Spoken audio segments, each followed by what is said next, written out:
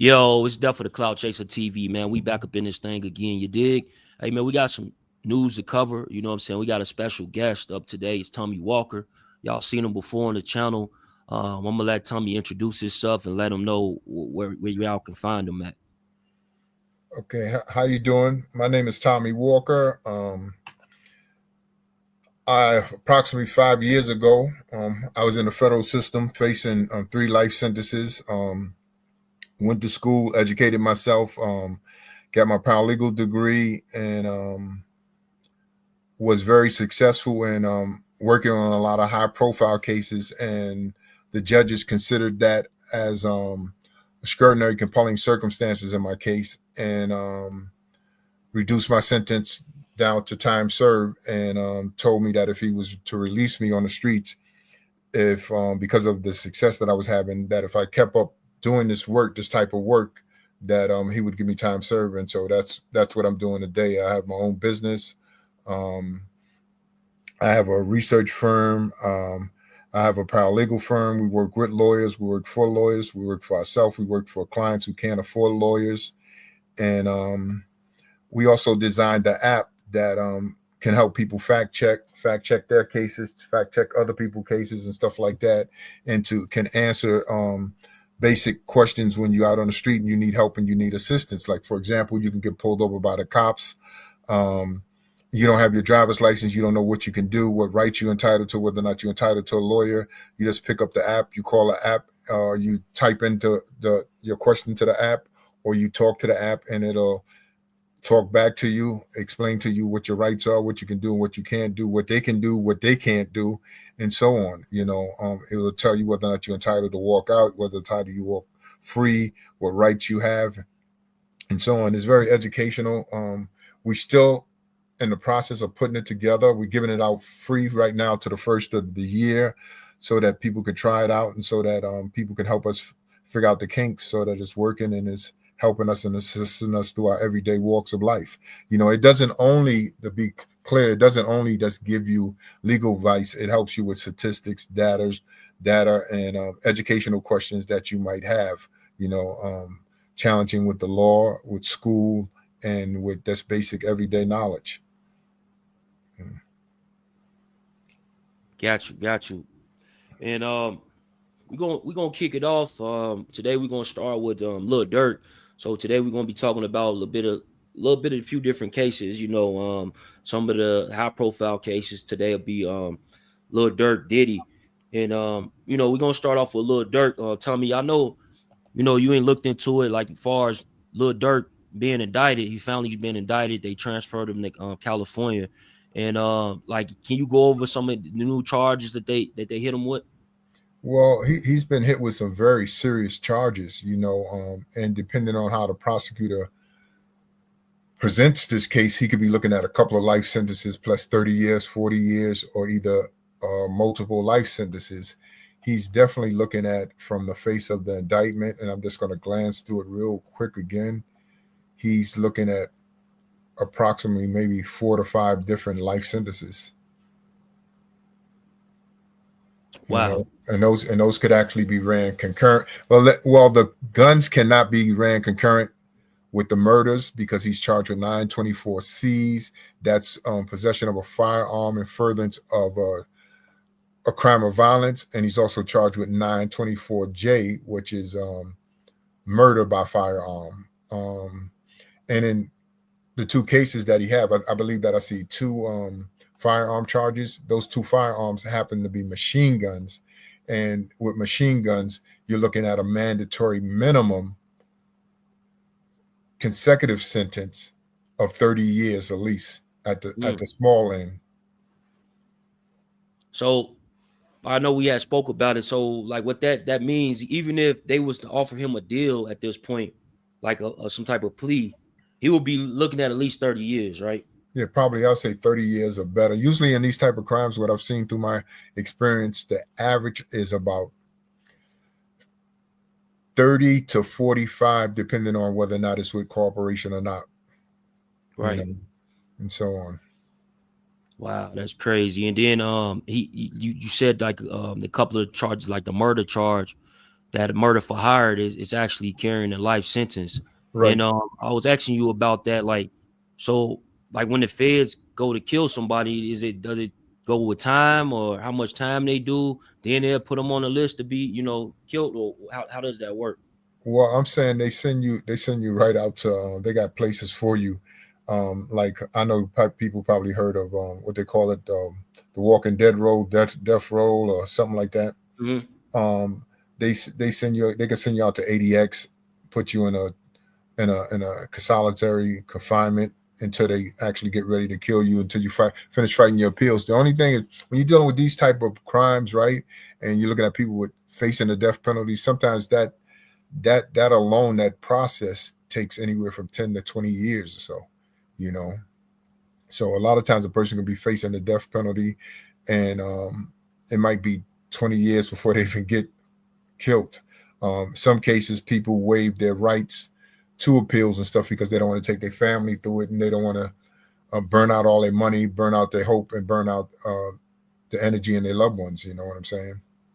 And like just speaking on that, like Lil Durk, he's a a big rapper. You know, this case could be expensive. Like fighting something like this, are you talking like millions of dollars or $1 million? Oh, most definitely, most definitely. You know, you're looking at millions of dollars in just the trial, and that's not even considering the appeal and the post conviction motions that come after that. Hmm. You know, the appeal process, like, let me explain it this way: there's four different stages to challenge your trial and your conviction. The first is pre-trial, which is your discovery, and that's where he's at right now: arrest, arraignment, and stuff like that. Then you have the trial. Then, if you lose the trial, then you have the appeal. Then, if you lose the appeal, you have what's called post conviction, your habeas petitions and stuff like that. So that's four different avenues where he could be paying $2-3 million a piece just to try to get back home. Right, right. Michael, did you have something to say? Yeah, I want to say sometime. Let them know that when you get a charge with a death penalty, that's a different proceeding. You just because you get charged with a death penalty, don't mean you automatically because you got to have the proof. They have to have direct evidence to prove a death penalty. Remember, you're going to the last stage, and it has to be beyond reason. It has to be clear and convincing. You hear me? You remember Right, that? right. You remember it's the same thing with Aaron them from Connecticut. You remember they went to trial. They had the death penalty, and they all stood up. Mm-hmm. But in 90% of the cases, that's a whole lot of things because that's a whole proceeding. They have to, based on what I'm understanding with this Durk, what I've been hearing, it's through hearsay. It's through a guy, but you still have to prove certain things. Still, certain elements have to be proven. So I just wanted to add that in and with everything that you said, because what you're saying is right. For the Right. money. No, I no, just no. That's correct. Hey, Big Chuck, that's my man, Michael Palmer. I just want to introduce Michael Palmer. Me and Michael Palmer spent about 20 years together, man, in the federal system. We was a group of people when we first started out. We had a bunch of guys there in Lewisburg with us who was dedicated to the law library, and we used to just stay there, man, and work on each other's cases, help each other out and stuff like that, and so on. And me and Mike is we both was super drug kingpin status. We both did approximately he did a little bit more time than me, and we both was able to get out and get home, man. And now we back home and we're trying to do positive things with our family and stuff. You know what I'm saying? And he does well, I'll let Michael Palmer introduce yourself if you don't Yeah, mind. you can introduce yourself, Michael. Salute to the platform. Appreciate you coming through, bro. Yo, Michael, can you hear us? okay. All right, fellas. Listen, Tommy Walker, like you said, I was the first in Washington D.C. to get the super kingpin before Rafus. That's another story. It was the Reagan and Bush administration. It was Reaganomics. But anyway, that's another story in itself. But a young man scared got to the penitentiary. Tommy Walker was in the law library, and Tommy, I kept going up there every day, and he said to me, Mike, why don't you just let me get you a job? He got me a job. At the time in Lewisburg Penitentiary, the Fourth Circuit was the circuits that is respected out of all the circuits, and the judges used to walk, and the judges used to come through Lewisburg, and that's when I seen the Fourth Circuit judge came through, and Tommy and I and a few other brothers, but mainly Tommy. He would challenge the judges and ask questions. A couple years later, they stopped that. Anytime they bring judges, they shut down the jail. But pro se litigants were the ones that were making law because we didn't have to go with we didn't have to go with their guidelines. Lawyers is a service to the court, so therefore they're not going to argue until Clinton came and come with that BS, with that anti-terrorist bill that made it one shot. But prior before, it was pro se litigants, and like I said, I'm grateful to Tommy because even when I left the penitentiary and I was in another penitentiary, we were still conversing. But he was the enlightener. He was the beacon that got me started to fight. He said, Mike, you're going to have to fight. You can't be paying these lawyers these money. You got to fight. And I had to learn. I had to put my Johnny Cash boots on and get in there with him, you know. So I'm grateful for that. But there's a lot of things that a lot of brothers don't know, that through the federal rules and criminal procedures, there is arguments in there before you just go. All society knows is that you go to trial, you go to do your appeal and you lose. No, it's not. A lot of these lawyers, that's where the lawyers come in and charge you. They don't want to do the work. I tell young brothers, learn your case, homie. You got 100,000 years and you running around playing basketball, you know. But that's it. I just want to add that on, fellas. I'm grateful for Tommy Walker. We're trying to do the right thing, man. I talk to the youngsters, just trying to educate our brothers and sisters, man. Yeah, no doubt. Appreciate that. It just, y'all both can chime in on this. Just like even with Lil Durk case or Diddy or whomever, anybody that get hit by the feds, a lot of times people will say like, "Oh, that person cooked. They done. The feds don't come unless they got you." Can y'all elaborate on that? Well, most definitely. You gonna go first? Yeah, you can go first, Mike. Go ahead. One thing with the feds, like I said, you're right about that. When the Alpha Butt boys come and get you, they prepared, but all understand this. Sometimes overzealousness. You see what's happening with what's going on now. Back in the days, well, right now, and I'm not knocking this. I encourage what you're doing, but the government get put on point because back in the days they were so overzealous to get you convicted. They make mistakes. F. Lee Bailey says there's every trial has a loophole. I went to trial. I didn't cop out. I picked 13. So I had loopholes in mind. You know, everybody that went to trial had loopholes. And just because the hype right now with Lil Durk, he's a high profile. He's just like the same thing they tried to do with Master P. Yeah, Cain and Abel's father. He was a hitman for them. But all they wanted when Master P was worth over 200, all they wanted him to say is, just tell us Master P did that. Because they wanted to take you down by all means. They don't care about that. They just want to make a name. Remember the fake war and drugs? That's what it was all about. It's about money. Because, again, we go back to the Oliver North and all that. Here's the president, the commander-in-chief. They're bringing drugs in. You feel me? So, go ahead, Tom. Add on. Yeah. No, well, what he's saying is that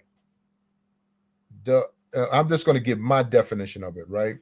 The federal system and most of your criminal justice system is an illusion. And it gives the appearance of fair and just trials. It gives the appearance that the federal government is doing their job, and that going back to something that you said, Big Chuck, is that when the feds come get you, they got you. What happens is when the feds come get you, they come get you and they threaten so many people with coercion, with threats. And you've seen that, you know what you've seen that at really good at? You've seen it in Thug's case when remember Woody didn't want to testify? Right, and right.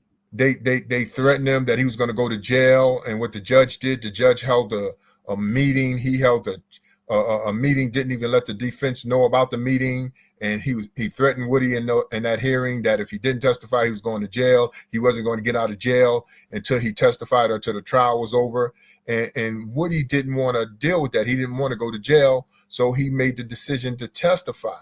Now, if we did that, of course, it would be unlawful. Okay. And it was actually unlawful, in my opinion, for the judge to actually do that and to not to tell the lawyers. But my point is that if this was not a TV trial and it was not a high profile trial, something like this would have just went unknown. You follow what I'm saying? And the defendant would have paid for it dearly. You know what I'm saying? But because The trial was on TV and it's Yeah. played every day. These guys showed you, in my opinion, Woody and them showed you what the criminal justice system really actually looks like. Um, he said in his interviews or in his testimony, I lied every time I felt it was necessary to lie to get myself out of trouble. That's the system we deal with. Okay. Hmm. You dealing with a system like now, right? And I'm just going to now go back to Lil Durk for a second, where he might have committed some crimes. I don't know what he committed. I wasn't there with him. I don't have any idea, nor do I care, to be honest with you. Okay. But the feds probably have him at a level where he's facing a life sentence and he's probably only really looking at 20 years, 25 years on what they could actually prove. You understand what I'm saying? His co-defendants are probably looking at 5 years, 3 years, but they're being threatened with life sentences, 20 years. They're being held that if because the guns was used in the crime, and if you don't tell, that's why you got your aiding and abetting charges. If you don't tell, you're going to be held accountable for the use of the gun, and you're going to end up with a life sentence too. So now what happens is, to them, they see that as a ticket to get out of there. And so what they do is they put the story together the way that the prosecutor wanted told. And that's the way they present the case. And it's almost like hard to defend. And the only way you can really see this really well, and the reason I have the vision, because I sat there for years watching cases, working on cases, and so on. And like I said, I'm going to use my case again. And I said this last time I was here. I noticed I was arrested, indicted with 17 people, right? Hmm. And those are the people that testified against me, not the full 17. It was maybe about 11 of them out of the 17. But the point I'm trying to make was all of those people got arrested with me and after me. So where was the case prior to my arrest? It was no case. The case was, emphasis added, created at the trial through the testimony, Yeah. through the witnesses, through the government theory. You know, it's like I said, you can get caught up in a conspiracy. And if you notice, most of these cases you read, most of the cases you guys are talking about, always have that conspiracy charge in there. Yeah, it does. Why? Because if we arrest 100 people, we know through statistics, 97.2 cop out. Okay. So if you just got 2 people out of that 97 that plead guilty, say we're just going to say the whole 97% don't cop out. There's 2 people. Once the 2 people cop out, they're agreeing that a conspiracy exists, because all you need is 2 people for that agreement. Wow. And then once they agree, then now it's difficult for anybody to tell a jury that a conspiracy didn't exist, because you got 2 people saying, yeah, conspiracy exists and I played a part in it. Right. And give me my time for doing my crime.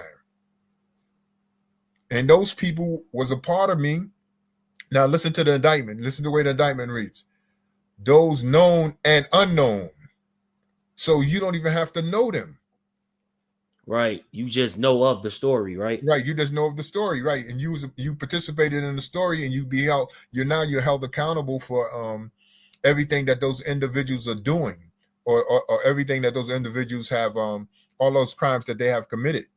You know, you have to really look at this picture and accept it for what it is. Like if you look at, and I want you to hear me clearly, I'm just going to go back to the Young Thug case again, right? If you look at how dangerous they label Woody to be, and how Thug painted him dangerous in some of his rap songs and stuff like that, right? How do you let that guy back out on the streets and say he's not dangerous because he's testifying on your behalf? You understand what I'm saying? You got to listen to it now. How do you let him back out on the street in the neighborhood where your kids and your family live and say, okay, it's cool because he's one of us, he's not dangerous? But if he doesn't work with us, if he doesn't cooperate with us, now he becomes very dangerous. Mm-hmm. He becomes a threat, you know, and that's the tool that they use to paint this picture of conspiracy. You know what I'm saying? Right. And the sad thing is that we have a lot of brothers that's incarcerated, and we live on those theories, and we live on those ghost stories and those stories of trying to be a legend. And all it's doing is supporting that theory. You understand what I'm saying? You know, you start thinking about it, right? And looking at the facts, and I'll just give you some facts, right? The average guy convicted of a drug kingpin status doesn't even have the money to pay for an attorney when he goes to trial. It's crazy. Okay, but the amount of time that he's getting for the amount of drugs that he's allegedly dealt, and, or that they're saying that he dealt with, you would think that he would have millions of dollars. Yep. You would think.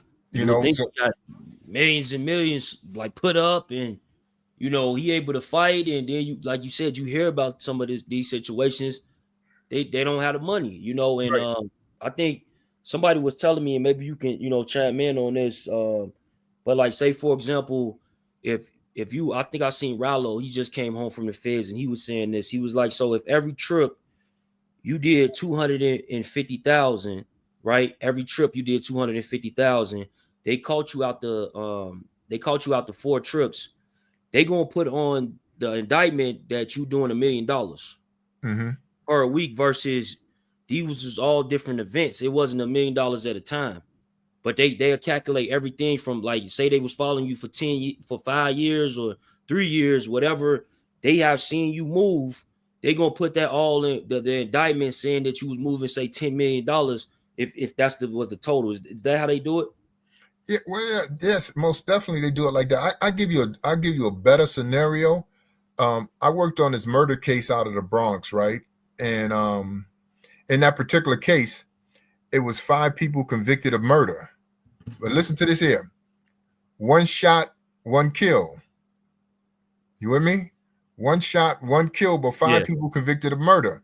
Now, when the prosecutor sells that story, the story is we convicted this year 5 people of murder in this one particular town, but only 1 person got killed, and it was 1 shot. And the person who did the actual shooting and killing is the one who testified against the other 5. They was just a participant in the conspiracy. You understand what I'm saying? Uh-huh. But now that picture that's painted through that federal system that's so good is that the prosecutor looks good and the officers look good because they have 5 arrests and 5 convictions for murder, but only 1 guy got killed and only 1 guy got shot. So you really actually got 1 murder that through their facts and their calculation that they converted into 5 murders. Okay. And then it goes back to what you're saying too, is that you had a case, I think it was Lawrence out of the 11th Circuit one time. I remember back in the 90s, and you had some little young kids on a corner selling drugs, and they were selling nickels and dimes. And the cops pulled them over after 4 years. And something we talked about earlier, the cops pulled them over after 4 years and caught them, and they had about $200 worth of drugs on them. And what they did was they charged them with conspiracy. And then what they did was they took that $100 worth of drugs that they had and they calculated that for every day for a 4-year period. And that's what they held them accountable for. Right. That's what I was hearing. And a couple of things I want to get into before we move on from Lil Durk. So when you looked at the indictment, did you see like if they was able to recover the guns that was used? Not really, but you can almost assume, like I said earlier, that because the guns involved are machine guns, and machine guns have to meet certain criteria as far as the shooting rounds, the calibers, how many shells the thing hold, that you can almost tell that they have those guns in possession. In my opinion, I would assume that they have those guns. But in a lot of federal cases, like I was charged with 924Cs, they never had the guns. They never got the guns. It's just that people told that I had the guns, that they seen the guns, that they witnessed a couple of times. I sold them drugs. I had a gun on me, but they never possessed the gun. They never seized the gun. So with the feds, anything's possible. You could just have a person testifying that it was a machine gun, and he know it was a machine gun because he shot it several times, and that could meet the criteria. Or somebody in the area going to testify that they heard a whole bunch of shots and it sounded like a machine gun. Right. Exactly. Right. And as far as bail, like I noticed even with Diddy, which we're gonna get to talk about Diddy a little bit in a few, but when it comes to Lil Durk, he was tied to his community, right? He had the Hero Foundation. He was even working with the mayor of Chicago, and other organizations throughout Chicagoland, the suburbs, on pushing the peace movement. Even one of his last concerts, days prior to his arrest, he was putting out there it was a peace movement, and some of the people that could be considered his ops was actually in that building, and they were promoting peace. So what I'm saying is, usually they'll be like, "Yo, you need to be tied to the community." So we got that he's tied to the community. What other reasons why he won't get bail? Oh, because he had a couple of he had made a couple of reservations for plane rides out of the country, Mm-hmm. and the federal have a law. They have a law, and I think it's anybody's facing over 10 years, they have the right to deny you bail. You know what I'm saying? And you, when you look at his mandatory minimum charges, okay, he's under the federal law, he's not entitled to a bail. Even now here go back to something I said earlier. All of this is an illusion. It gives the appearance of being fair. Under your Eighth Amendment, everybody should be entitled to a bail. So how do you not be entitled to a bail? Right. How does Puff Daddy? He's offering $50 million, and he's not going to get a bail. And he's another person that's tied to the community. Right.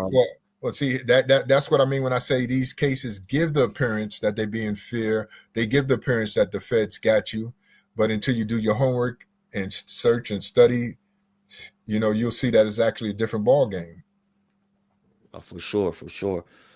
So yeah, man, we gonna get into it like Diddy. So Diddy, you just spoke on the fact that he did offer up $50 million, and when somebody put that type of bill package together, what would be a good reason? I know you said because of the charges and the level of the sentencing, the minimums that's required on that particular case, they could deny. But him being not even really affiliated with say gang activity, even like his crime, you ain't seen in other cases, they might be have a little bit more leniency. Mm-hmm. Why are they doing this to Diddy? What's your opinion on that? A lot of people is involved in Diddy's case. All right. Now, but you notice a lot of people are tied to Diddy's case, but they only arrested Diddy, right? Right. Okay. So once you understand the federal system and how they operate, it's the mindset. Diddy is being used as a fear factor to all others. So if you run this little vision that they give him with Diddy no bail and stuff like that for a couple of months, once they go in there and get some other high profile celebrities, what do you think they're going to do?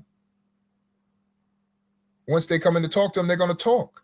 Yeah, they're going to talk because they don't want to be put in the same position as Diddy. They don't want to be able to say, man, Diddy offered him 50 million. I don't even have 1 million. I got to talk.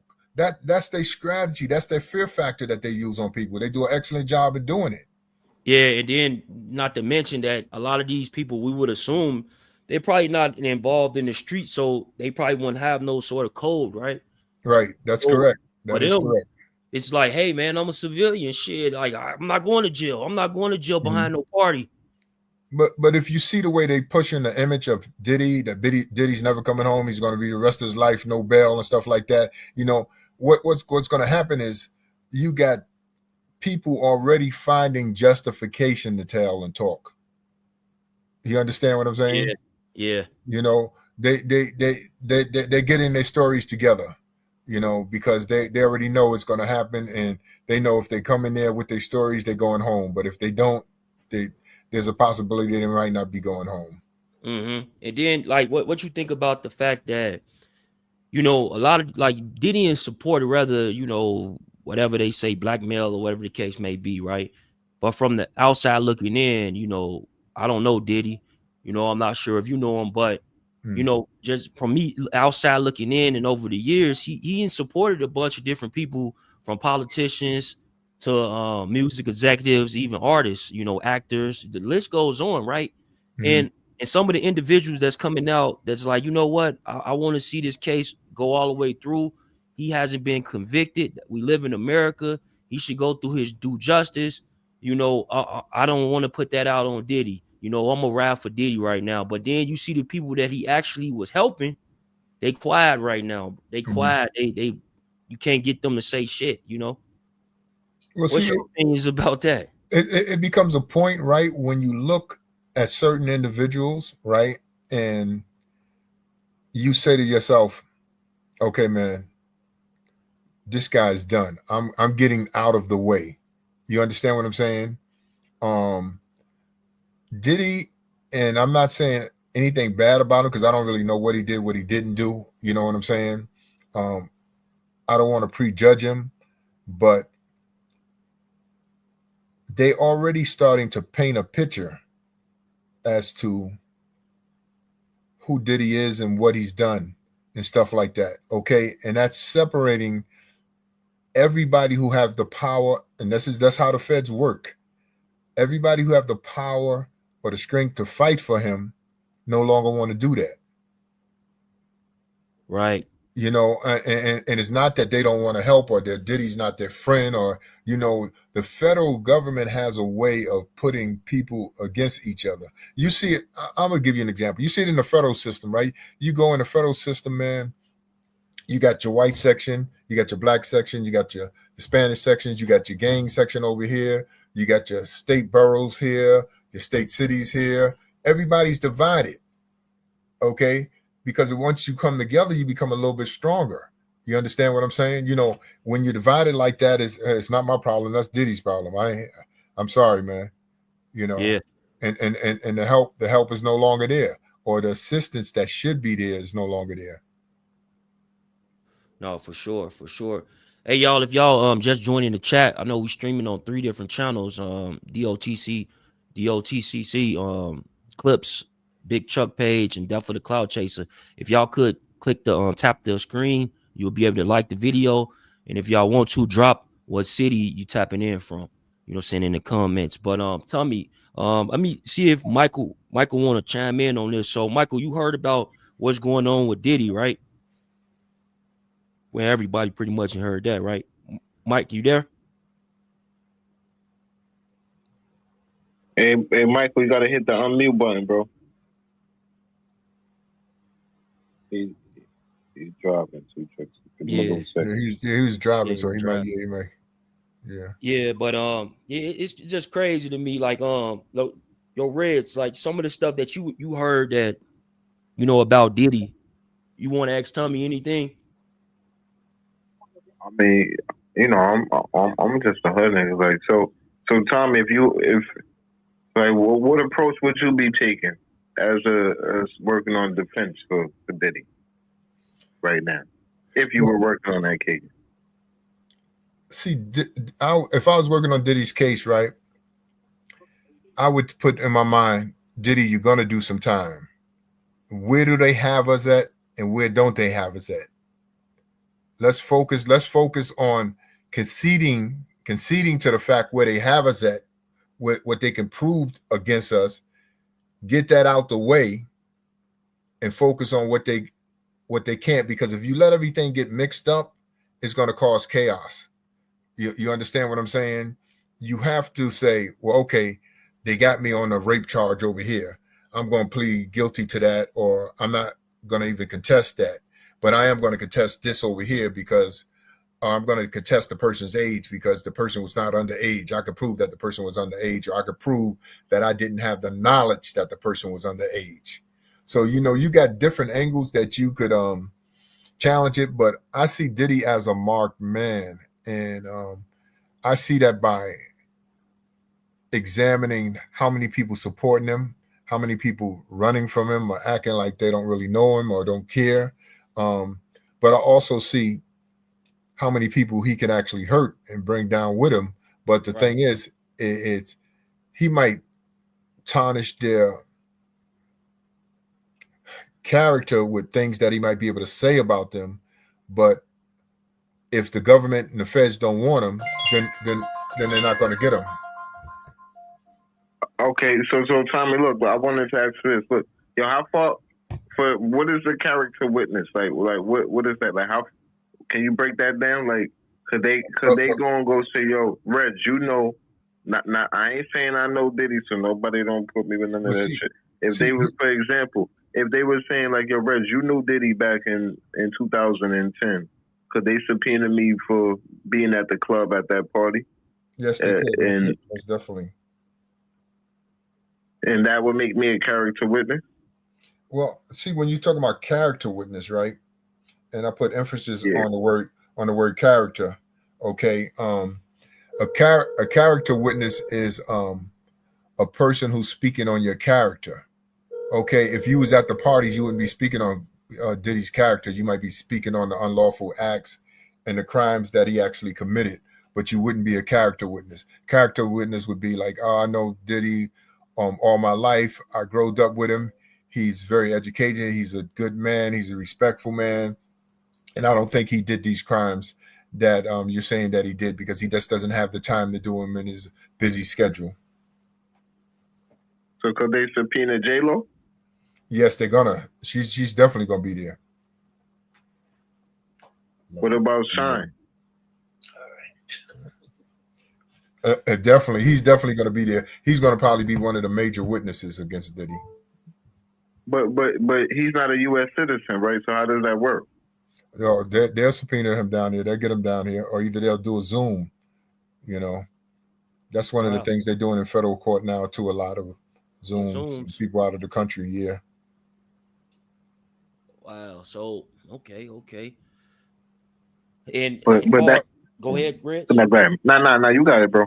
He said enough for me. No, far as like, you got Gene Deal. I'm not sure if you heard about Gene Deal. So Gene Deal, he's saying that he can't be called to court because of the time frame that the feds are using. And you just spoke on Shine. So it is possible that Gene Deal could be called to the stand, correct? Yes. I believe he's gonna be called to the stand. Yeah, that's what I'm thinking too, because you're talking about a person who's been documenting certain things on the internet for over 10 years, as well as have like 2 books on it. Right, a person like Gene Deal, right? They would a lot of times, and this is the difference between certain witnesses, they wouldn't use him as a witness to convict Diddy, but they would use him as a witness to connect the dots, to verify their theory, to show what they're saying is true, to show what they're saying is could be possibly because of Diddy character, as far as the way Gene Deal knows him. Right. So what if Gene went up there and say, hey Tommy, you my attorney, I'm just going up there and plead the fifth, I'm not saying a word. Well, I'm saying he can go up there and plead the fifth, but that doesn't mean they're not going to hold him in contempt. You see, that's what they would. That's what they were going to do with Woody. And they can still use some of the footage that he already spoke on, correct? Well, they can use the footage, but not as direct evidence because he would have the right to cross-examine the witnesses against him. But if they're not using it as evidence, emphasis that if they're not using it as evidence to convict him, they can use it as evidence to show character and to show the truthfulness of other defendants that like say if somebody else was to testify, I was at the club and I seen Diddy did this. They can say who's there, and they might say Gene Deal was there. Then they call Gene Deal and just ask Gene Deal a simple question: was you at the club on that date? Then what happens is once Gene Deal says yes, he's just supporting that person's theory that person was at that scene of the crime. Wow. So you have like without even giving further information, just right, because exactly, because all the prosecutor's doing with that type of theory is that's connecting the dots. It's almost like remember that example I gave earlier about the gun, not having a gun, but you got testimony from a doctor. The doctor saying, "I've been a doctor for 30 years. I worked in the army where people was getting shot." Mm-hmm. Well, when you seen the mark on this guy's chest, what did you think that was? Well, based upon my 20 years of experience, it is clearly a gunshot wound. So your gun is there through that testimony, even though you don't have the gun. Right. And then what did he like? So we spoke about bail earlier and how he offered the 50 million. Is it any chance before trial or even during trial, is it a chance that he could file some sort of motion and get bail? Oh yeah, so you can, as long as certain circumstances change, you can always file a motion to for a new detention hearing or for a new bail hearing. So in Diddy case, more than likely, you know, this dude is up. He got millions. So Mhm. more than likely, you were going to see him have a few different bail hearings moving into trial and probably even doing trial, correct? No, I doubt it because I think his attorneys are under the assumption that he's not going to get a bail, so they're not going to want to waste the time and the energy and the money to fight for bail. Mm-hmm. They probably would want to spend that time, that energy, on fighting for the case and trying to get cases dismissed, trying to find out who the witnesses is and stuff like that, and so on. And just from, you know, just what we see right now, what's on the surface, do you think that Diddy got a chance in fighting the feds on this particular case? I see a lot of circumstantial evidence against him that's going to hurt him. You know what I'm saying? And a lot of it has to do with a lot of the podcasts you see, the interviews that you see, Yeah, the I'm the, back. the stories. You know, who that's Palmer? Yeah. Yeah, I'm back. I apologize, gentlemen. I'm on my way to New York and JFK. I got a family member coming up from Jamaica, and I got cut off because I got lost in Queens. But I'm back on the track now. All right. This is beautiful right here. What y'all doing, man? I don't know how I ain't hear about this, but I support this, boy, for real, man. This guy with a 21 gun salute right here. No, Black salute. people, we educating ourselves, man. Yeah, All but right, we go definitely ahead. gotta we definitely gotta hit up Reds and he can get with Tommy, but we definitely gotta do a one-on-one interview with you too, because I want to get your Oh, story out definitely, there. baby boy. Boy, that ain't nothing, man. I ain't got no problem, man. We about this proactive. I look this right here, like I said with Tom the one that gave me the motivation to realize and say, yo, you can't be paying. We can't be paying these lawyers these money because they come in here and they don't care about us. So when you educated and you know your case, the lawyers are apprehensive on trying to run one on you because a lot of brothers come to jail. They come in jail, especially with high profile cases. They put their stuff down. They go out there, play basketball, work out. Yo, homie, come to the law library. They laughed at me. They laughed at Tom. For real. The same brothers that laughed at us is calling us now. Hey, yo, man, can you look this up? Look that. And it's sad. It hurt my heart, homie. Mm-hmm. It hurt my heart, for real. Hey, Michael. Yo. So let them know, look, how long you was locked up for, and now I was locked up for. I was arrested, and I got convicted in Washington D.C. for the 848B, the super kingpin charge. I was given a 2 life sentence in 20 years, and I ended up doing 34 years. I knew in my heart that I wasn't going to do this, but my fight, like I said, I give my condolence to Tom for giving me the inspiration, to always telling me, yo, Mike, the only way we're going to get out of this is to educate ourselves. I became a paralegal through necessity. I don't like it. Not going to lie to you. I've been offered jobs since I come home, and I told them I don't want to do it. I don't want to take nobody's life in my hand, and I'm too emotional, you know. But I 18 credits from associate degree. I would have been finished, but I focused on my law work. A physical trainer, cook, public speaker, a coach, a life coach, a mentor. And I came home in society. I thought that society would embrace it that way, but they wouldn't. Things are slow. Everybody's themselves. And that's what I do. I talk to the youths. I did it on my own for 4 months. I was going into the youths place in Jersey until my PO, till they transferred the paperwork up here and gave me a PO. And the PO says I gotta stop that. I had a IG and I had a Facebook, which I still have my Facebook. It tells my whole story. It tells about my daughter. With my daughter, she's a doctor now. She was going through. She graduated from Temple and Rutgers College in Jersey when she got her doctorate. But she started the Change.org while we were fighting because the crack. They took 5 grams in my case, multiplied it times 300 times. They charged me for making $7 to $8 million in a 10-month period, but yet the government didn't prove its case. Okay, they like Tommy was saying, what they do, they pile charge. They'll give an indictment and have all these different charges on it, hoping that you will cop out. But it's called pile charging the case. So my count started with six counts.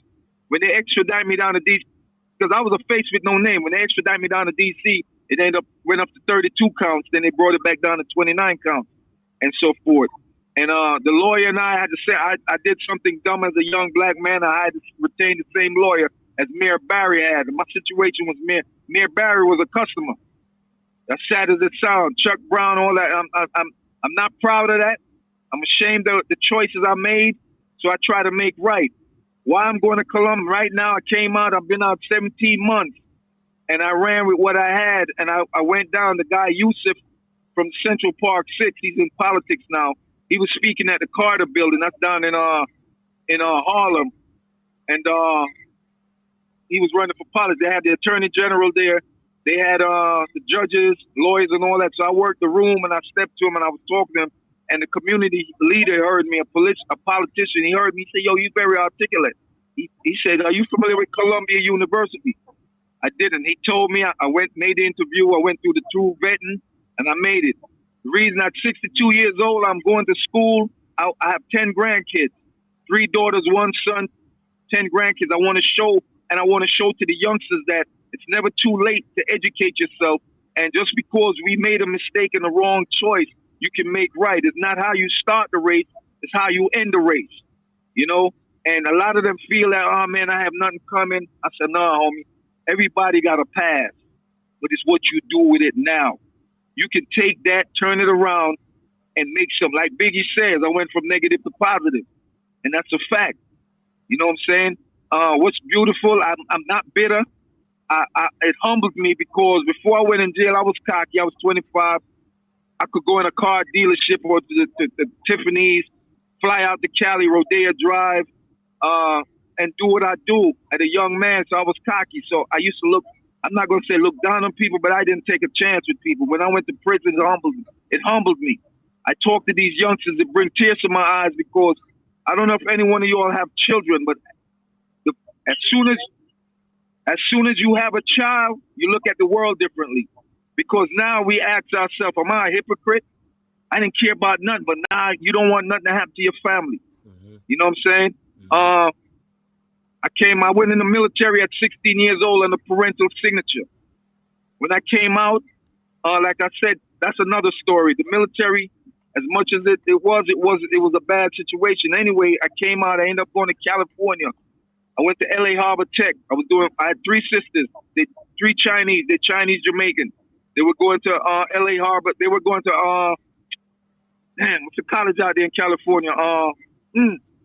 They'll come to me. But anyway, I ended up going to LA Harbor Tech, and I was doing computer science, one course of psychology, and computer science. I stayed a semester, dropped out, and I came back to New York, and I went to Valhalla Community, changed it to business organization. I took what I learned, and I went to the streets because I'm not a follower. I'm not one. I'm a Jamaican. I'm not one where people can't spin me. Mm-hmm. So I came, and as sad as it sounds, I took what I learned to the streets. When DC was popping at the time in the 80s, I dressed up like a crackhead, and I went down there and I act like Pookie. For a week, I stayed in the street, rolled in dirt, and I took intel. Came back up to New York, came back down, and the rest was history. That's another story in itself. That's another story, homie, because I realized that there is no such thing. I don't think there is no such thing as a gangster. We learn these habits. We take on these habits. All of us got good hearts. All of us starts with good family, but we pick up bad habits because a lot of these older dudes that's supposed to be homeboys, a lot of them is ignorant. And out of ignorance, a lot of them was sick in their mind. A lot of them out of ignorance, they direct the youngsters. They directed. I had one that directed me. He used to tell me, go do this, and I was quick to do that because my whole thing was I was trying to please you. Mm-hmm. So in the process of that, you end up doing what they say. And now that man, look here, homie, when I was in jail, man, I cried like a motherfucker. Excuse the language. I go in my cell, my 6x10. I wrote in my memoirs. I said, when my father interjected the water in my mother, which is the sperm in my mother's belly, and I'm going up the fallopian tube. I was in a cell. In that cell was my mind, my color, my intellect, and now I'm back in a cell. So now I have a choice. Am I going to go up or down? I choose to go up. I choose to educate myself. I got in my spirituality. You know, I started going to church. I told a lot of young dudes, they said, how can I get out of this gang? I said, the only way you can get out of it with certain gangs is through finding a religion, homie. A lot of them was doing that. A lot of them I talked to. A lot of them I hear their stories. And it humbled me even more because everybody got a different story. Now, I'm going to say this to you all, gentlemen and ladies. Take your right hand and bend your middle finger and try to hold your fist. Try that and tell me, can you do it? No, can anybody do it? You can. Open your hand and grab your fist. You see the difference? You shouldn't have more than 5 people in your circle. And you see how every finger is different?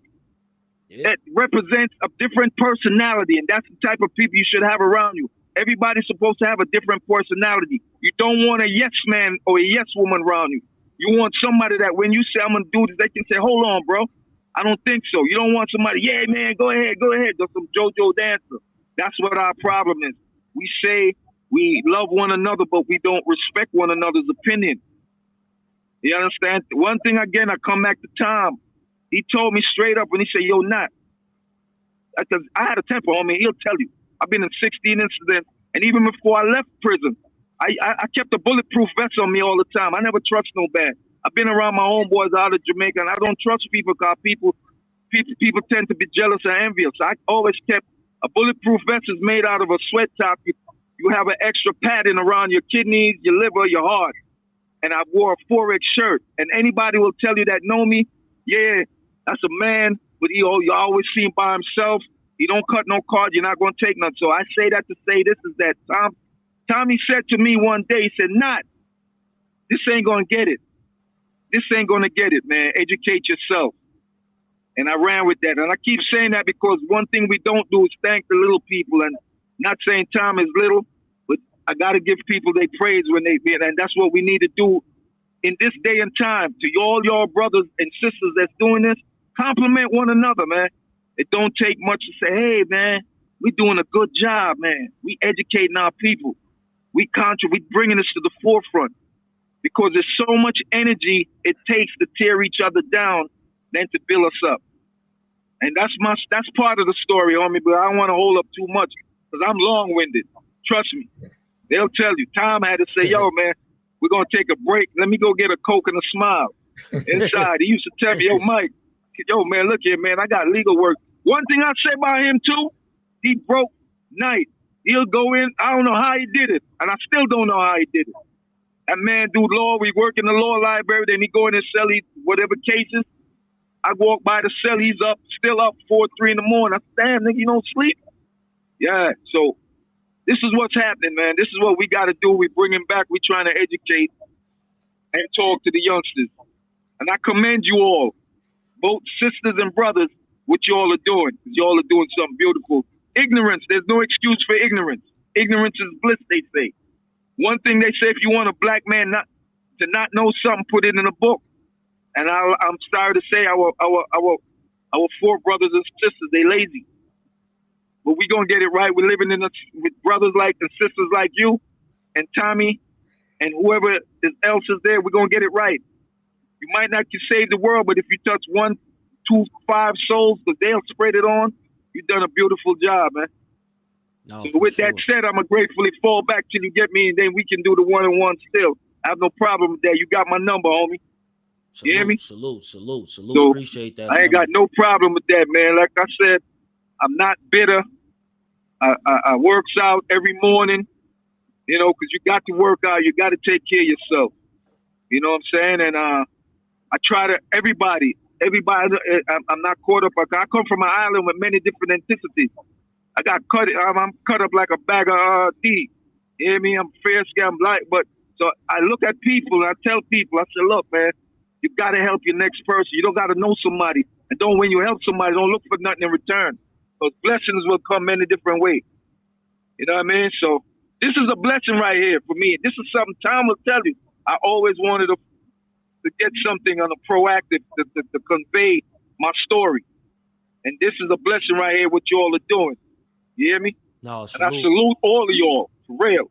That's some real. That's some G-ish, for real. I appreciate you. All right? Bro. Appreciate you. Appreciate you all. And I thank you, Tommy, for allowing this, for being a for being a conduit to plugging me in here, brother. No problem, You brother. know, we do, Tam. I salute you too, man. All right. We have a Guinness style later on, man. You know what I mean? Okay. Salute. So, but before we leave off on the Diddy topic, I just want to add on, like, so Trump, Trump, he's about to be the 47th president, and something had like a story post. So I think it was a story post had went out on Diddy page, was basically happy about this situation. Like, is Trump being president? How could that affect Diddy's case? Well, see, I think for the positive, in my opinion, mainly because Trump is a Diddy. Okay, he's just a Diddy in a different color, and the system is treating Trump the same way that they're treating Diddy. You know what I'm saying? And Trump is aware of that. Trump, when I first got out of jail, right? And keep in mind, as you already know, you mentioned it last time we talked, was that Trump signed the bill that changed the law that gave everybody a second chance or a second look at their particular cases. Right. Passion release motion through the crack laws that have changed. Okay. When I first got out, Trump organization tried to hire me to work with them with guys who was filing for clemency motions, pardons, and stuff like that, because Trump didn't want regular attorneys or judges or prosecutors to work on the panel. He figured that if anybody knowed who should be able to have a second look at their case or get out of jail based upon their rehabilitation, it should be somebody who's been through the system and who knows the system. And that was his strategy. And I thought that it was very brilliant for him to come up with that type of ideal. And if it wasn't for the the COVID-19, I probably would have been with him. But COVID-19 happened, and one of the guys who was pushing for me to come out there with Trump actually died from COVID. He caught it on the campaign with Trump and them. So I just made the decision not to go. But I think that Trump is a little bit wiser. He made a lot of foolish mistakes he'd made before, but I think when it comes to the criminal justice system, I think he's going to do right by that, because he knows. I don't know if you heard him when they was trying to prosecute him. He made a statement that it should be illegal for the federal government to pay somebody to testify against somebody, and that's where you're getting all these conspiracy charges, these outrageous charges, these stacking charges that Palmer's talking about, because you're paying people to do that. Half of these charges doesn't even exist, and it's like, I don't know. I think that he could be good for the system. I don't agree with a lot of his policies, but that's just me. That's my personal choice. You know what I'm saying? But I think for the system, I think he's going to be good, for the criminal justice system. So what you think about this? Like, so just getting into moving on into Trump a little bit. So Trump, he pretty much, he's known now as like a felon, right? He has a felony, correct? Right. Yeah. Matter of fact, let me say this one thing too before about Trump before I forget. Mm-hmm. We worked on a case, Panama. What was his name? Jamie. I can't even think of his name right now. Anyway, Davis. Tom, can you hear me? Yeah. Davidson? Yeah, that's Davidson. Jamie Davidson, right? He filed a clemency motion with Trump. Now listen to me very carefully. He filed a clemency motion with Trump, and he had a murder against a federal agent, and Trump signed off on it, and he went home on a clemency. Let me add on something if I can, right? Go ahead. Can you all hear me? Now, I'm a Gemini. Trump's a Gemini, right? I'm a Gemini. His mindset, I see his mindset, and Trump is going to do something like Tom says. But I feel with the Diddy situation, because Diddy and him is friends, because what separates people, regardless of what, is not about color, it's your tax level. They have mingled at the same level. They have sat down at the same table. They have conversed. They share the same perversion mentality. Okay? They're now saying Diddy and what's the dude that they allegedly committed suicide, but he didn't. Bottom line is this. The rich look out for the rich. Now, as much as, like Tom was saying, everything seems sensationalized. That's what the government do. They sensationalize everything. Right now, Diddy's in the Diddy this, Diddy that. But in the long run, trust me, and this sounds crazy, before Trump leave them 4 years, if Diddy, whatever time he do and he put in, he's gonna do something for him. I feel that way. That too. I gotta believe that too. I feel that way because a lot of money, a lot of transactions. You got to understand when you get to a certain level. I got a cousin. He don't talk to me. I got Jew in my family. My choices have been embarrassed. He's over a $10 billion hedge fund. He needs to get slapped in his face for real. That's my first cousin. Don't want to talk to me. My aunt tell me about take it easy. I'm sorry about that. I'm sorry for expressing that with you all.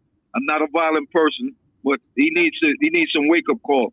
But the rich hang with the rich because when he goes and they hang out, it's so fake. It's so fake that it's like you hidey tidy. You can't be yourself. Everybody's trying to impress one another, and we know that after people go on, everybody going in their own world. But I strongly believe that he will do something for him, some form of way, because Puffy ain't stupid. You understand? You remember when Andre Rell left Uptown and he went to Motown and he messed up the roster of Motown and they fired him, but he sued them. He has a clause that you can't find. They had to pay him $10 million. With that said, what happened? The Puffy, the Babyface, the L.A. Reid, and there's another black person I can't remember, but they canvassed him. They pulled him in because when you at a certain financial level, you all protect one another. You understand what I'm saying? They wouldn't let him go, so they kept him afloat so he could financially. So believe it or not, it's not about color. The only color that these people respect is green. Trust me, it's only for the public. They throw out the black and white. We get caught up in that. The same thing in prison. You and a white dude could be having a good conversation and walking. But when you get to that kitchen, and Tom will tell you, especially Lewisburg, you get to that kitchen, he going one way, you going one way. I can't bring him to my table because you're going to have ignorant people. You bring that cracker to the table. And you can't bring a black dude to his table or we bring that nigga to the table. It's just that unwritten law. These are things that the rich are just like they say with the president. The president is just a puppet behind the elites that makes the choices. So everything in life, man, see the world, like I tell people, see the world for how it is, not what it appears to be. And that's what a lot of people do, see it how it appears to be. You got to see it how it is. With that said, gentlemen, I'm going to have to take an exodus because I'm at the airport now and I got lost again. The person been there for an hour, so I'm going to get chewed out. But it was a pleasure with everybody. I'm going to get chewed out, man. I can't even blame nobody. Peace and blessings, bro. We appreciate you. One love, bro. Go all right. Y'all big up yourself. Everybody in there big up themselves. You understand? I'm going to take I don't drink, so they take what we used to do too. I remember time, it was Christmas time, and I said to Tom, I got a 7-Up, man, in the lock I had for like a couple months, man. We went and shook it up and busted. That was our champagne, people. That was our champagne. That little can of 7-Up. Man, you right now, y'all pick up your people. Go pick up your people. Yeah, I'm going, man. One love, man. I'm going because it was a blessing. All right.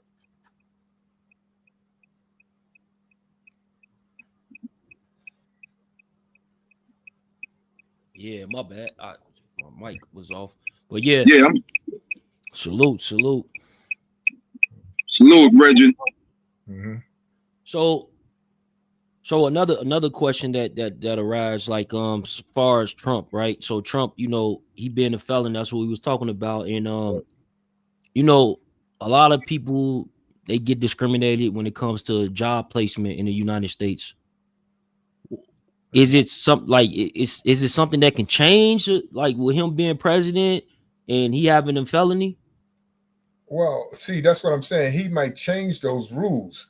That's why I think he's good for the criminal justice system, because you know how felons can't vote and this and that in some states, or you got to reinstate your license to bear arms. He might want to change all of that stuff. You understand what I'm saying? And especially when you look at it's a strong, solid argument when you look at the statistics of everybody who has a conviction now. I think Trump is a wake up call to America, and I think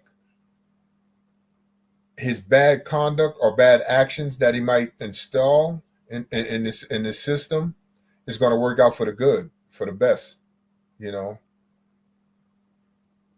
I really No, for do. sure, for sure. What you think about Trump making Elon Musk the what is it what is he again? What was his position, y'all? Y'all know? Anybody on Clubhouse? It's Department of Government Efficiency. Department of Government Efficiency. I don't know. I'll be honest with you. Because when you start, see, you got politics, and then you got business, then you got business politics. If you understand what I'm saying, uh, I see Elon Musk that's strictly business.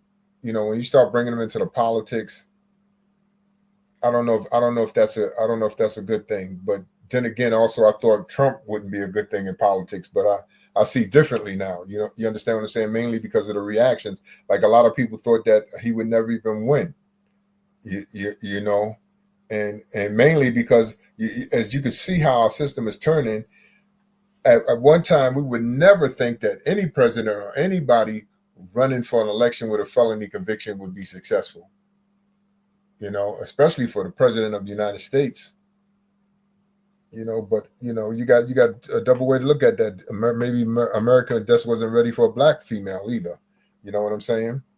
But I see some changes that could be made for the better. And those changes, the reason I see them being made and I see them having value is because I do believe that Trump is going to take all of the politics out of them. You know what I'm saying? And they're going to be changes based upon what he believes is right and what he believes is fair. You know, one of the things that I believe that should be changed is that paying or giving somebody something of value for their testimony. You know, that's I don't know. People just don't have any idea what that does and what it can do for our community, how it breaks up our community, man. It's bad enough, for example, we already got we killing each other with guns. Now we putting each other in jail through our testimony and stuff. And if we're not putting in jail because of the snitching and the non-snitching, we're separating each other. So we just dividing as a group and as a people, we're just dividing too much. We can never do right by that. You know.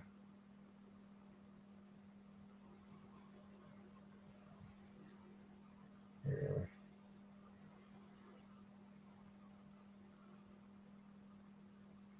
My bad, my thing was on mute. But like, as far as the mayor, Rudy Giuliani, I think it is. Uh-huh. Do you think that he's gonna go to jail? That's going to be a tough one. I think they're going to push for him to go to jail. Whether or not he's going to go or not, I don't know. I got a feeling that one, with everything else that's going on, is going to play out. You know what I'm saying? It's not going to have that much weight to it because I actually didn't know until he actually supported my honey business that he also has a prior felony conviction anyway. A lot of people don't even know that. You know. But they it sounds like they have a case against him, but like I said, I don't know how far they're gonna push it. Yeah, because Tommy, they took his law license away, right? They barred him. He's done. He's Right, done. right. Mm-hmm. He would never ever be able to practice again. Mm-hmm. And he got a large settlement against him too that they trying to collect on. He's kind of trying to get out of that. I think they took his homes or something like that too. Yeah, Mm-hmm. but Trump can pardon him on certain crimes. He's out. Whatever state. Right. Well, see, that's what like what Palmer was saying. I believe Trump is going to clean up a lot of that. Those people, like just looking out for your own kind, like he's saying. Maybe pardoning or either reducing, because see, a lot of times you don't have to give a person a pardon on a clemency motion or a pardon motion as far as freeing them from jail. you can reduce their sentence. Like somebody can get a sentence for 50 years and you can reduce it down to 10 years and they got 7 in, so they have to do 3 more years, or you can just give them a pardon because you don't believe that it's fair. If you think about what Diddy's done and what Trump been accused of doing that he didn't go to trial for, they're like buddies. You know what I'm saying? Like, in Trump's eyes, Diddy's not doing anything wrong,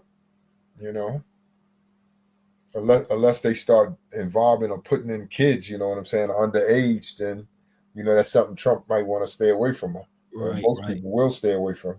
That's a fact. Prince, Prince, he's been released from jail. I know you said earlier, before we went live that they trying to get together a movie, but what other things that's on his plate right now?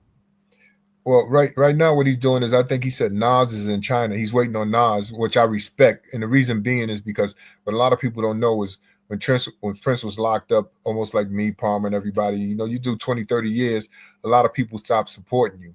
You don't have that concern about what you're doing and how you're doing. And with Prince, Nas always was there. Nas never backed down off of him. Actually, Nas put up the money for the documentary that he had on Showtime for him.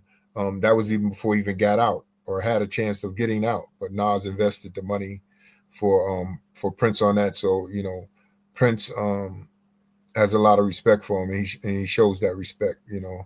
He's a loyal guy when it comes to that. You know what I'm saying? Like I heard that I don't know for sure, but I did hear that 50 Cent was trying to get at him, tried to do a movie, talk about he wanted to do the movie, but Prince just wasn't for it.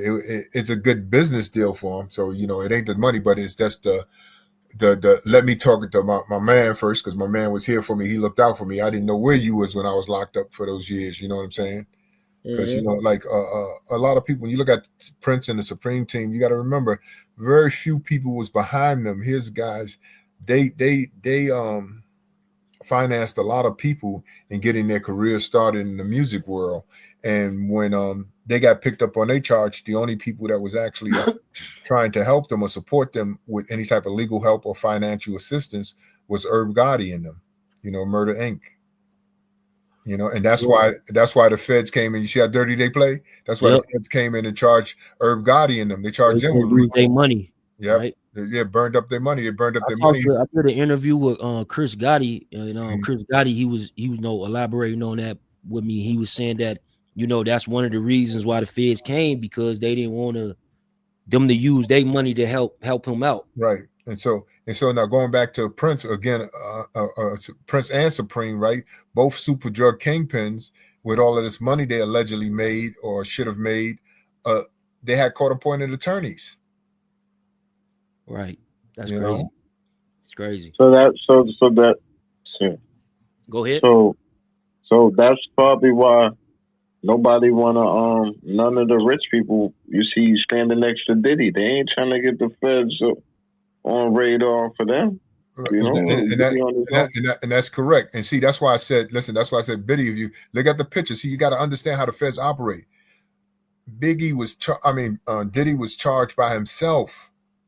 Okay. Then he was not given a bail. He offered $50 million bail. Okay.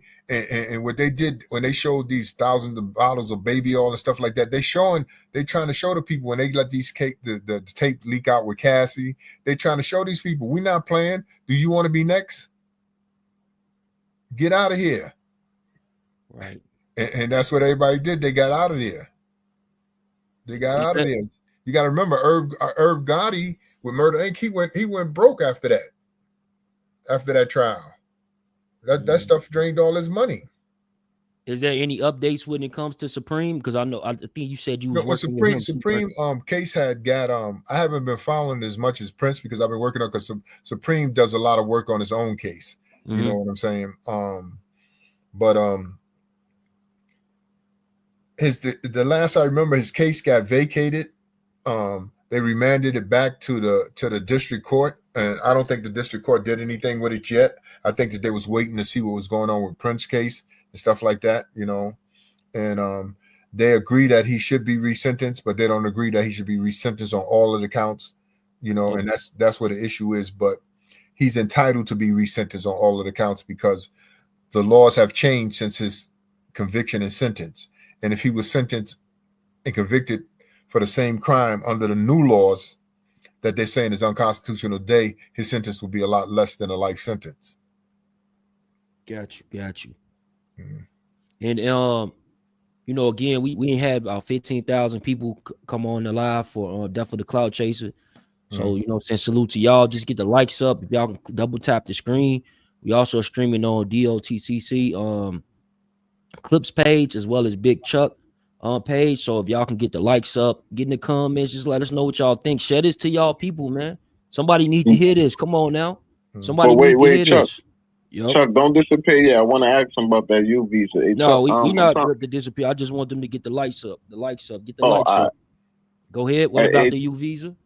yo, Tommy, do you know what a U visa is? No, go ahead. What is it? Give me a little summary. Um, So I believe that's for people that's not U.S. citizens. Okay, all right, They yeah, get, all right, yeah, all right. I know what you're talking about. I know what you're talking about. Go ahead. so they can face deportation, right? They get deeper. They could get dipped back to their country, right? So Right. do they That's gotta cooperate with the U.S. government in order to get a U visa? no, not necessarily. They might ask that. They might ask them to work. They might ask them to keep their eyes open while they're here in the United States, but not necessarily. Actually, Palmer just got finished fighting the case when we got him out of jail. He had to fight the deportation. They wanted him to deport back to Jamaica, but he had his family out here. He was able to prove his case, and that's what the key is. A lot of us, when we get caught up in these federal cases, right, we start fighting that lie and that non-existent case, and instead of fighting what's in front of us, the actual case. And that goes back to what Palmer was actually trying to say, as far as we have to educate ourselves, as to the system, the rules and stuff like that, and once we can do that, we stand a better chance of being successful and winning these cases, or getting the time we deserve instead of the time that they want to give us. Like if you just look at the offers that Thug had with his plea, the first one was probation. Then the second one's for 45 years. How the hell do you get from probation to 45 years? You know how you get there? Because the first one for probation required his testimony and him saying that this was an organization, and that, he probably would be testifying against the other guys that's still on trial. All right. But when he turned that down, then the prosecutor wanted 45 years. So you see the theory, you see the game. He's a threat. He's not a threat to society. If he come on our side, our team, and work with us, we don't care. We can leave him out in the public. We can live him in your neighborhood around your kids. If he's dangerous, if he's a menace to society, we can live him there. Okay, because he's not living in my neighborhood. But however, if he chooses not to work with us, then he's a threat. He's a danger. We want him in jail for the rest of his life. And that's our American criminal justice system. And that's one of the things I said one time. I took my hat off to Trump when Trump was talking about that, and he was speaking about how that should be unlawful. It should be unlawful for any system to work like that or operate like that. Yeah, yeah. And we got Clubhouse. Anybody on Clubhouse got any questions? Let's open the floor up. Do anybody got any questions on some of the topics that we discussed today? Hey, what's going on? I got a question. It's King Amin from Chicago. Go ahead, bro. I see a lot of people in various platforms comment on the fact that Durk got these super souped up lawyers, and that, the OTF members, they got public defenders as of right now, which we know things can possibly change. But my thing is, at this point in the game, shouldn't his own team have their own bread? I mean, I don't see him being up so much, and them they just having pennies, Yeah, that's like that. I definitely with that question, I definitely think that you're probably right. They definitely probably got some type of money. That movement been going on for years. You from Chicago, I'm from Chicago, so I know that, and I know that some of these people that's involved is even cousins. You know what I'm saying? So yeah, I definitely think that. Now, we was talking about it earlier before you came in. I was asking Tommy. I don't even know if I asked you on this or before out there, but I was asking Tommy about, what is it going to take for Lil Durk to fight this particular case? Is it going to be $1 million? Is it going to be millions of dollars? And Tommy, if you can, you know what I'm saying, tell them about it. Well, like I said, it's going to cost him a couple of million in each round, and you got 4 rounds. You got your pre-trial round, your trial, your appeal, and your post-conviction. But you're dealing with, when you're dealing with the federal system, right? Keep in mind, the money that most of these lawyers charge, or most people can pay, even P. Diddy, cannot compare to the resources that the federal government have. The federal government wears them down. It wears them down. Like in Lil Durk case, I probably wouldn't be surprised if he has another 3 or 4 indictments that come after this, where they're going to supersede the indictments, add more charges and stuff like that, and so on. And each time they do those, right, the lawyers want more money. It's more money, it's more time, it's more paperwork, you know? Yeah, so like with that being said, I don't know if they probably got some money, but they might not have that type of money. You know what I'm saying? Well, I'm saying they could beat them down if like, listen, how long Young Thug trial been going on? Almost 2 years now. 2 years. He was locked up for 29 months. Right. And so I'm trying to say, when you start dealing with that and a lawyer, man, now when you look at that lawyer really, he's in a position where he almost can't take any other cases. Facts. You understand what I'm saying? And so now when he's on your case now, you talk about 2 year period, you could just imagine, man, how much that's costing, or how much it costs Young Thug, you know? Yeah. Hey, if I could add to that, you know, we got to see the whole larger scope of this. We just talking about, you know, individually him fighting this case, but if he legally, you know, is allowed to help people that's legally signed to his label, that's going to be some money for their lawyers.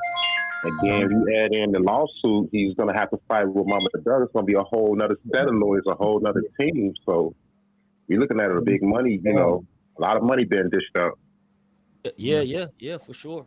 I think, and we were speaking on it earlier before we went live. You know, it's a chance, like Tommy Walker just addressed, like far as the superseding indictment, more things that could be added on. That, you know, it's a chance that they've been watching him for years. You know what I'm saying? Right. And, you know, with that being said, it's going to be a lot of other things that's going to be added. Right now, they still in what phase is it, Tommy? No, they still in the pretrial phase. But see, you got to remember now, not that superseding indictments. A lot of your superseding indictments come from the informants, people that come in to testify. Like, for example, they might have Lil Durk, and I'm just going to give you some small examples. They might have Lil Durk that's with one murder. But now you got somebody else who's charged with the RICO with him, and that person might be facing a life sentence. Now that person tells about another murder that they're not even aware of. Now you're looking at another indictment, another murder, another trial. You know what I'm saying? And sometimes that goes on and on. Like if Palmer was still on, you probably asked Palmer. I think Palmer probably had about 4 indictments. I had 4 indictments. You know what I'm saying? I think Prince had 6 indictments. You know, the feds just do superseding indictments. They arrest you, and then they do the investigation. That's my opinion. They do the investigation after they got you arrested. They do all investigation, the interviews and stuff like that. And that's the same thing if you pay close attention to P. Diddy's case. That's what's going on in P. Diddy's case. They only arrested him. You don't think they got more people that should be on there? You see they got the indictment alleges known and unknown. They're going to add them in there whenever they need them. Whenever they want to expand it, whenever they want to stop the clock to speedy trial, they're going to add on more co-defendants. They're going to extend the charges. Yeah, no, I agree with that. And you got anybody else got any other questions, or you done, King? This would be my last piece right here. You know, I just want to also point out, you know, in the situation we so focused on, you know, the snitches involved in the case, or you know, who's cooperating. But I think what a lot of people are not really realizing is Quando Rondo in this situation, he's a witness and a victim by default, right? And another thing I noticed that's not being pointed out is that they had a whole entire RICO on Quando team right before this happened with Durk. Right. It's like nobody's talking about that. So, I'm not saying it's related by no means, but I just find that real odd that no one's mentioning that it wasn't no light shining on that. I believe it's gonna be. I believe it's gonna be related in one of the in probably one of the predicate acts, because usually in those RICOs they allow the predicate acts to go back 10 years. You understand what I'm saying? They start connecting these crimes. Yeah, You and know, I actually mentioned that a few times as well because apparently whoever would have gave that drop, LA ain't no small city. It's just like Chicago. It's a big city. Mhm. So everybody, you can kind of know each other, or I know somebody that know that person, but it's a big city, right? So I'm thinking whoever he was in communication with, he was like, yo, bro, I'm about to go fall over here. What I'm saying? I'm about to go get up over here and shit. So I'm straight, right? And they like, yeah, bro, you good. So if y'all notice on the video, the day, like the news footage, Quando Rondo was like, I don't got nothing to do with anything. He was crying. He was mad. He was like, yo, you could check my phone. Take my phone. Look at my phone. So I'm thinking whoever probably dropped his low was on that phone. You know what I'm saying? So, that's just my opinion. So I have spoke on that part, but yeah, man, it's a crazy situation, man. We got to see everything unfold right now so early in the game. Hmm. But anybody else got any other questions?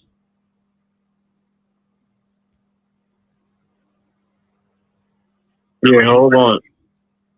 Focus said he about to pull up. Chuck. All right. Yeah, so there go Hocus right there. Yo, Hocus, what's the word? Yo, what's good, bro? I would have put up on the stream, but I'm out and about. What's the word, though? No doubt, bro. No, we was talking about Lil Durk. We was talking about Diddy. We talked about Trump. We talked about, like, in regards to like the cases, the indictments that's being presented in front of our eyes. We touched bail. We ain't touched just fighting it. We touched like how much it could cost. For like Lil Durk fighting this particular case. Diddy putting up $50 million and still no bail. Is Trump, Trump being in office, is he going to be able to, is that a good thing for Diddy or is that a bad thing? We'll address that. I don't, what you want to chime in on, bro?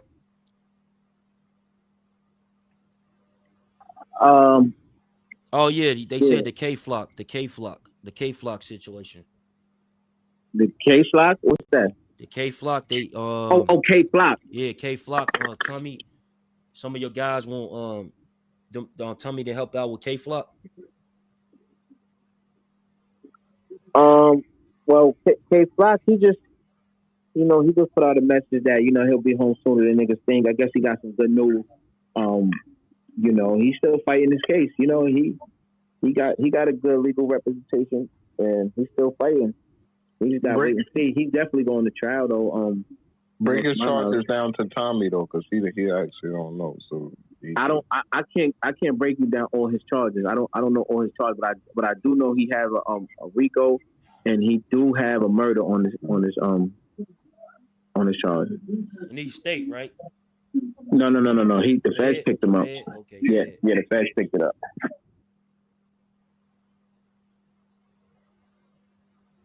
Yeah, usually when you're looking at them RICOs, a RICO, for a lot of people don't know, RICO has it's like a triple penalty. The first penalty is any amount of years to 20 years if you just charged with the RICO or the RICO conspiracy. But based upon the predicate acts can take that sentence from the maximum being 0 to 20. It could take it to a life sentence if murders are involved. And usually when murders are involved, you're looking at a life sentence, because in convicting on the RICO, you need 2 predicate acts. And clearly if that murder is involved, that murder is going to be one of the predicate acts. So if the jury come back with guilty on one of the predicate acts being a murder, then he'll be looking at a mandatory life in the federal system. That's basically what he charged with, murder and RICO. Okay. Any guns? 924C, 924J? Well, I know they also got assault with a deadly weapon and conspiracy. That I guess that's what it was when it was in the state. But then once the feds pick it up, I guess that's when it becomes RICO. Mm-hmm. Yeah. Mm-hmm.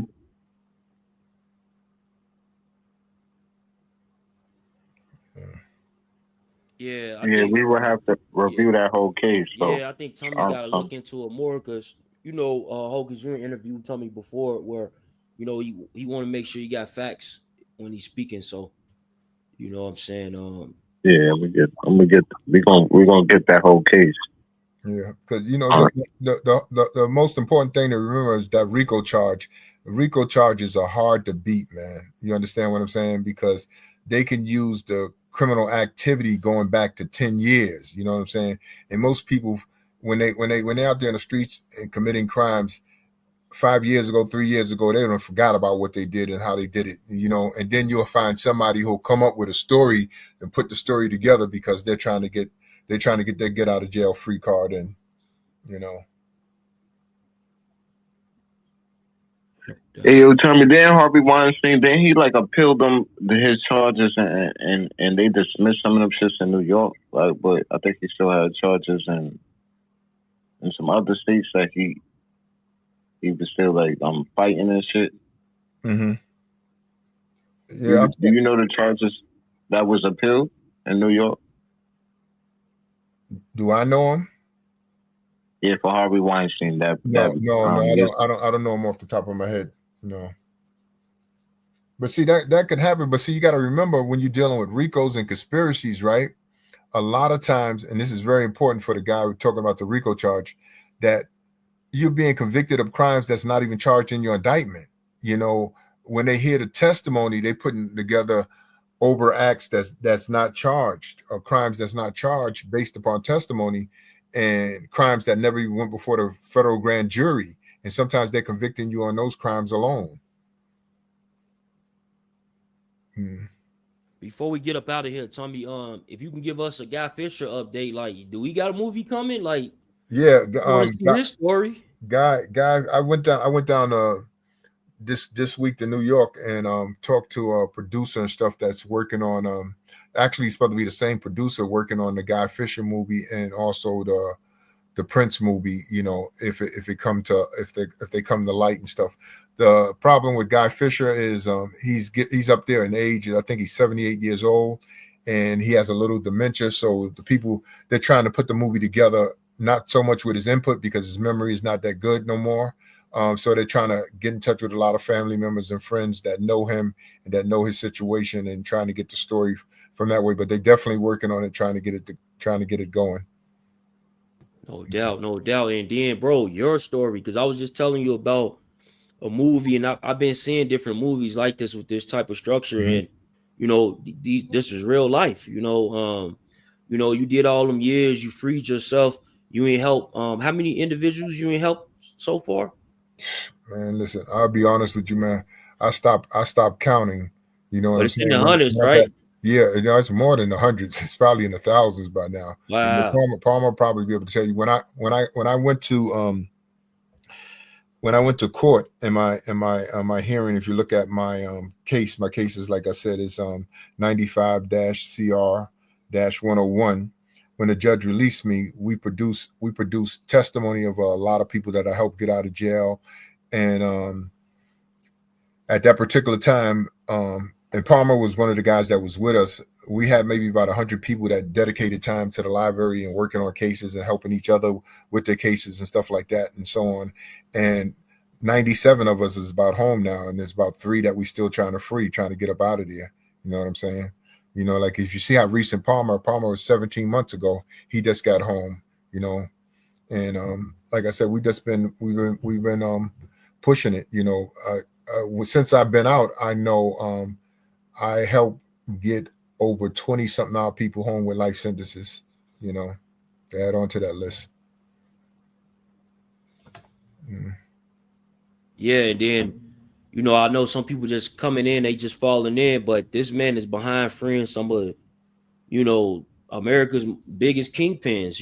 And a lot of times we hear about these stories, we see where these people come from, and it's just bigger than just drugs and murder, murder, murder, kill, kill, kill. These people are people too, and a lot of times the U.S. government, they tend to add stuff that's not true, and it's an unfortunate situation, but we do got brothers like Tommy Walker, standing 10 toes down, trying to help individuals. Hey, Tommy, can you let them know where they can get in touch with you? Because it's probably somebody watching. And this is the thing, y'all. Share this to your people, man. Send it to on Facebook Messenger. Hey, check this video out. They dropping some jewels. You know what I'm saying? And another way you can actually get in contact with Tommy Walker, say you got a family member or say it's you. You know what I'm saying? You looking at something that's could be devastating, you know, as far as the federal government coming for you. You know, maybe Tommy can help you. And Tommy, if you can let them know where they can find you at, bro. Okay. They can find me at Second Chance for Real. The 4 is the number 4. That's my website. It's 2ND Chance CHANCE number 4 Real REAL. That's our website on there. On our website, we also have an app that's free where you can communicate with that app.